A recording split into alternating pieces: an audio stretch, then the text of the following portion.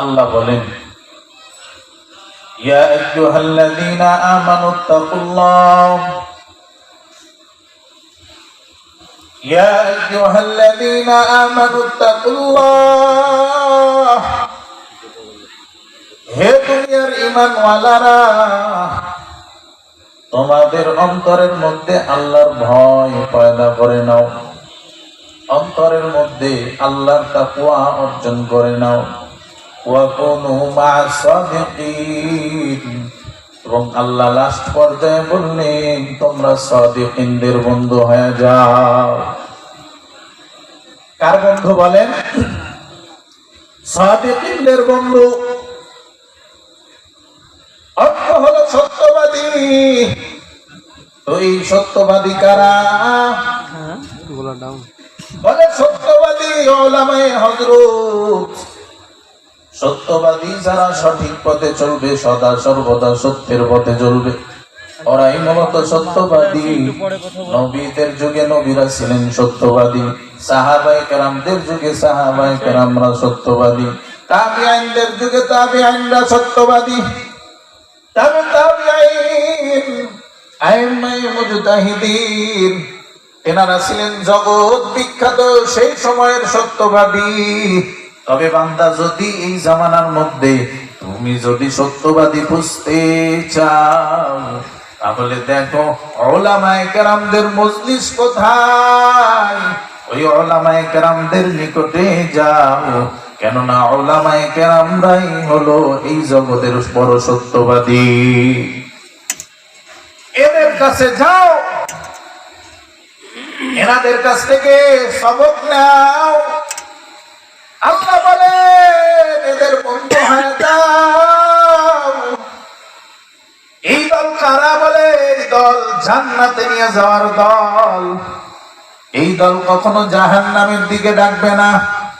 দুনিয়ার মধ্যে তাকাইয়া দেখো, ফারিকুম ফিল জান্নাহ ওয়া ফারিকুম ফিস সাঈর, দুইটা দরওয়াজা আছে, দুইটা পথ আছে।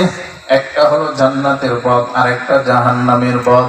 বান্দা এখন কোন দিকে যাবেন চিন্তা করেন।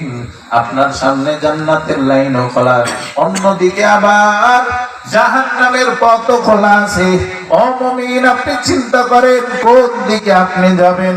আপনি যদি মনে করেন আমি জান্নাতে যাব, আপনার জন্য জান্নাতের রাস্তাটাও খোলা। আবার যদি চিন্তা করেন আমি জাহান্নামে যাব, জাহান্নামের দরওয়াজাও আপনার জন্য খোলা। এরে মুমিন, জান্নাতের পথ কোনটা? বলে উলামায়ে কেরামদের সঙ্গে যদি থাকতে পারো, সাদিকিনদের সঙ্গে যদি থাকতে পারো, জান্নাতের পথে যাইবা। আর দুনিয়ার মধ্যে সাদিকিনদের সংস্রবে যদি না থাকো, সহবতে না থাকো, তাহলে তুমি এখন কই থাকবা? বলে তুমি এখন জাহান্নামের পথে থাকতে হবে। এই জাহান্নামের পথে থাইকা কোনদিন বান্দা যদি চিন্তা করো আমি জান্নাতে যাব, আরামে থাকবো, বান্দা কোনদিন সম্ভব হবে না। এরে আল্লাহর বান্দা, এইখানে আমাদের আসার মূল উদ্দেশ্য যে আমরা সাদিকিনদের সঙ্গে থাকতে চাই। আমরা কোনো মিথ্যাবাদী, কোনো গুনাহগারের সঙ্গে নাই। এরে আল্লাহর বান্দা, যারা এই সমস্ত উলামায়ে কেরামদের মজলিসে যাবে, উলামায়ে কেরামদের সঙ্গে সংস্রবে থাকবে, সহবতে থাকবে, মূলত তারা আমার আল্লাহর জান্নাতের যাওয়ার পথটা বেছে নিল। মুসলমান ভাইরা রে আমার, একটু মনোযোগ দিয়ে শুনেন। এই দুনিয়ার মধ্যে আল্লাহ তাআলা আমাকে পাঠাইছেন। দুনিয়ার মধ্যে আমাকে আল্লাহ পাঠানোর মূল উদ্দেশ্য কি? বলে মূল উদ্দেশ্য আর কিছুই না, বান্দা আল্লাহ তোর কাছ থেকে ইবাদত চাই। তুই হলি গোলাম, আমার আল্লাহ হলেন মুনিব। মুনিব চায় গোলামের কাছ থেকে কার্য হাসিল করতে। আল্লাহ আমারে পাঠাইছেন। দুনিয়ার মধ্যে মূল উদ্দেশ্য কি? আল্লাহ কোরআনে বলেন, ওমা খালাকতুল জিন্না ওয়াল ইনসা ইল্লা লিয়াবুদুন।